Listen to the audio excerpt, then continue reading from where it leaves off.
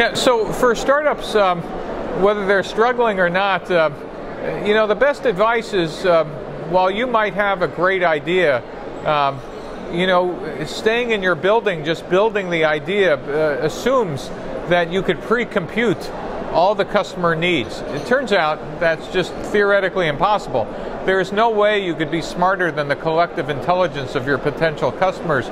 So my advice to startups is to get out of the building and actually test minimum viable products. That is, small iterations, iteratively, of the product you're building, and get customer and partner feedback as early as possible.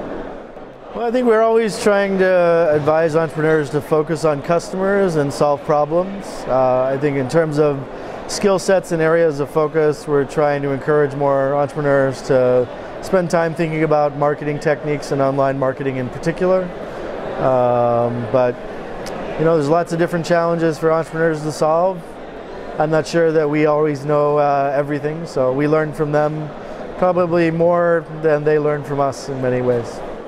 I think that my core advice goes back to what I said about the ecosystem. I think what I would advise every startup that's today in Istanbul is to not try to look at what other companies do and copy their strengths, because that usually leads to you playing a game to only play it. I would advise startups here to ask themselves, what is something we are good at, better than others? Even if that seems counterintuitive, even if that seems, oh, but that's so small, it doesn't matter. Start with something small. Do something you're good at. Gain traction, and you never know where the road is gonna lead. A lot of small, obscure startups turn into massive, world-changing companies. So I think don't worry so much about being big. Don't worry so much about being like the big other companies somewhere around the world, but really look straight in front of you and ask, what is it that we can do today that's awesome? And what is a game we can play to win? Something we can do better than others, and really be authentic to that strength. Well, I think, you know, entrepreneurs always have to think big, but also, how to say, think big, but also, you know, very precise in his or her actions. So, and then of course, you know, like a macroeconomy here is not good this year. Maybe it might not good for next year. But remember, internet business is also recession resistant. Like for example, in Japan, I'm from Japan, from Tokyo, and Japan has been 20 years in recession, but internet business has grown. So I think, you know, internet business can grow in any circumstance, in any market. So I think it has a good future. So just keep going, keep going. I think core bit of advice for any startup is essentially don't be emotionally attached to your product or to your idea, because it will cloud your judgment. A lot of entrepreneurs spend a lot and invest a lot of time and energy and love into their project, and it's going to be very, very difficult to separate that sometimes, and here's some objective advice that will actually make a difference. So it's not an easy thing to do, and I respect every single entrepreneur who does it. Those are the ones who are most successful from what I've seen. So there's a lot of things that you can say to the entrepreneurs, but a few of it was said here at the conference. Entrepreneurship is not a job. It's a life, it's a passion. It has many highs and many, many lows. And so if you have the ability to understand that and not get too upset when things don't go well, because someday it'll come back up, or you'll move on and do something else that will come back up. And when you're running high, don't get cocky, give back, participate in the ecosystem. You know, you got the best shot, I think, at succeeding. As I said, be ambitious, go global, think global. Even if you don't reach that, that needs to be the mindset. Because if that's the mindset, you think differently about everything that you build in your product. That coupled with a phrase that I love, perpetual beta. Never think that your business is up and running and ready. Always have ears and eyes to the ground. What's going on? Who's doing what? And build an organization that has the ability to be nimble and flexible. Those two in combination will hopefully give you success. What do I have to advise for entrepreneurs in the region? I think this has been said and done I would advise two things. Launch early, launch fast. Because I think one of the things that I see in a lot of entrepreneurs in this region is entrepreneurs are scared to go to market, right? So like we've been in R&D and building the best Chinese product in the next year. So you shouldn't do that. You should launch as soon as possible, and customers are going to be the ones that determine your product. So why shouldn't you get that feedback as early as possible? That's one thing. The second thing that I see, which is I think a shame, is there's really great entrepreneurs that are not only building products for the local market, they're building products that could actually be a unique and global product in the US or the global market. And they don't feel like they can actually just go to the US and build their companies out there. They feel like they need to prove themselves in Turkey, or they would go to the Middle East or Russia or someplace else to prove themselves. And I think the best way to build a global company is to just, there's a 12-hour flight to San Francisco. You should get a plane ticket, and you should go basically meet people that can help you out and like build a company there. It's not that difficult, and I feel like our entrepreneurs need to know that that is possible.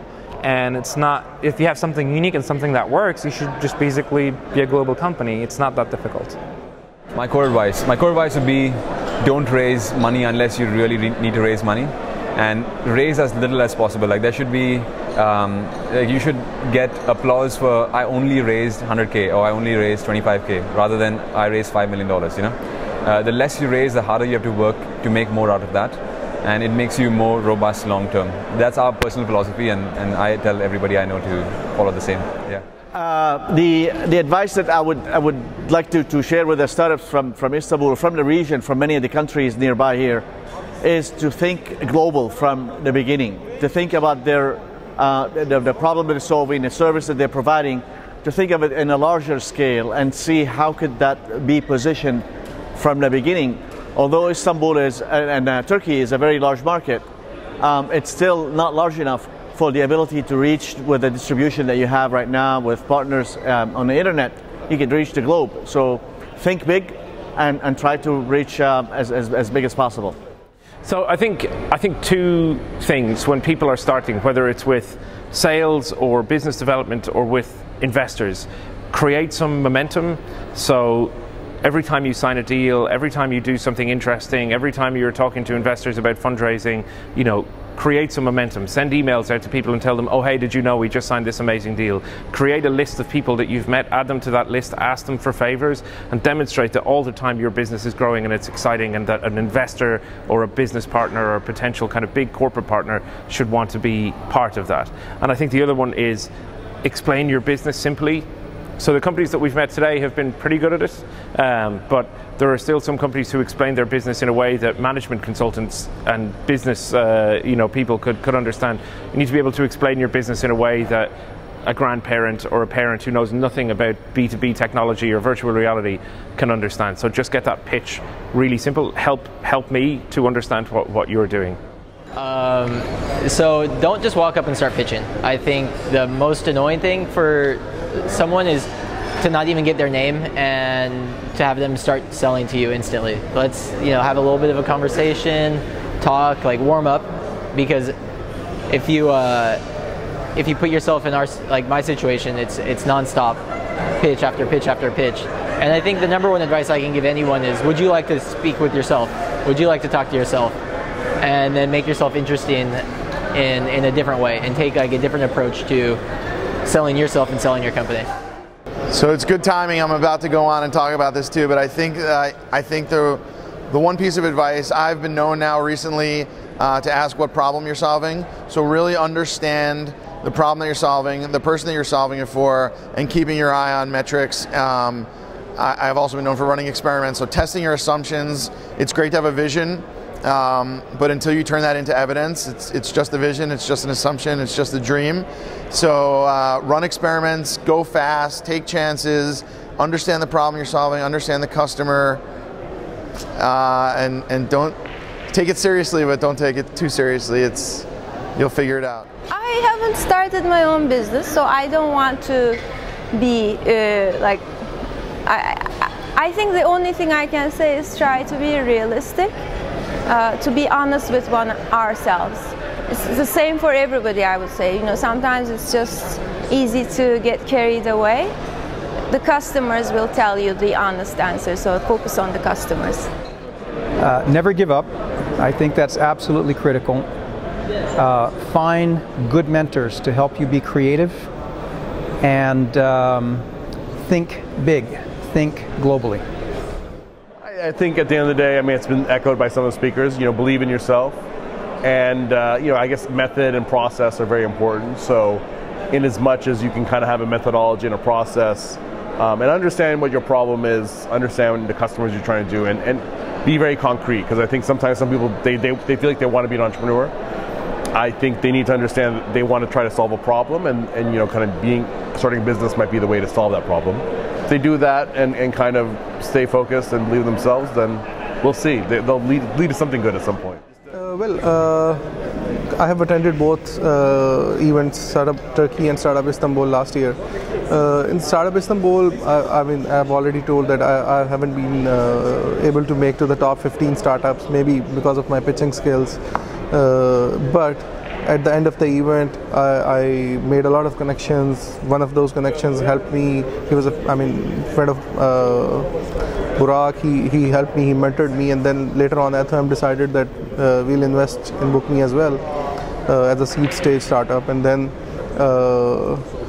they also called me to Startup Turkey. I was there as well. I was pitching, and over there I met with a couple of other investors, very well-known names. And that served as a starting point of our conversation, or it served as the beginning point of the potential deal that we'll be making with them. So yes, honestly, and if you're not able to make it to the top 15 or top 10, just don't get upset. It's somebody has to go to the top 15 and somebody has to stay in the below top 15. Point is, it's not a competition, it's not something that you win or lose or whatever. The main goal should be making network, gaining more and more mentorship, refining your business model, taking as much feedback as you can from your fellow startups, mentors, and some well-known investors as well. They are willing to help. They are very, very approachable. I found myself, every speaker or investor coming to this event is very easy to approach. And plus, I think the application that we use for this event, that also helps a lot. So do use that as well. Try to send a message to them. Probably if they, there is no guarantee that they are interested in your startup, but if they are, they'll definitely contact you back. To go on working, to work hard and to know that this is not going to happen in a minute. It takes time, it takes a lot of efforts, a lot of sacrifices, and failure is not good. We always talk about failing, and you have to repeat it again. The best idea is to think what you are doing, to really believe in that. Don't get crazy, don't get obsessive with the ideas you are having. Work hard and share information and read a lot about what's happening around the world. Don't get concentrated, get focused on your country, on your ideas, on your primary concerns. Be open-minded and work hard.